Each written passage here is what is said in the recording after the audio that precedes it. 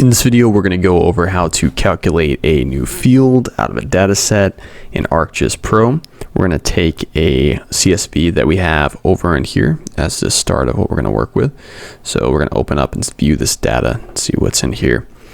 What our goal is going to be is we're pretty much just going to take two fields and we're going to subtract one from another. So I'm just going to take gross income and then I'm going to subtract the expenses. So let's go ahead, and first thing we're going to want to do is we're going to want to do some geoprocessing on this. We're going to want to take this right here and we're going to want to run table to table on this. So I'm going to pick my input row, just going to be the CSV. I already have a geodatabase here, and I'm just going to say that it's going to be condo income, right? And we're just going to hit run on that, and we'll see if it runs through the first try. And what it should be doing is it just be taking our CSV here and turning it into an editable table that will have, okay, there it is, cool. So we'll just remove this old one. And now we have our own table here. And at this point, we should be able to calculate the field. So if we go inside of our design and we go to the field section, we should at the bottom be able to add a new field. And the new field name is going to be, we're just going to call it like net earnings. Even though we kind of already had that in here, there was just the purpose of this is just to show that we can do that. So we'll say net earnings, and we'll take this data type and we'll make it a double, and we'll make the number format. We'll say that is numeric. Leave it there, and that should be good to go right there. We're going to go over to the field section. We'll just hit save on that so that that can save away.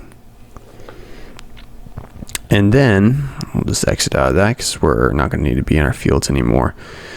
If we come over, we should have, let me just close this and reopen it. We should have our net earnings as listed as a field right here in our schema. So let me look and see if it's over here on the end. And it is, it's right there. So net earnings, you see it's all null. So let's click on this and we'll say calculate field. So what we'll do is we've got our input table right here. We've got our field name, net earnings, which is where we want to put what we're calculating. And we'll have the expression type stay at Python, that's fine. And what we'll do is we'll say net earnings is going to equal, and we'll say estimated gross income, and we'll say that's minus estimated expense, right? And then we'll click here to make sure the expression is valid, and it looks like it is. So we'll go ahead and we'll run that. And that might take just a second, but we should here have the estimated gross income minus the estimated expense. Let's view what the warnings are.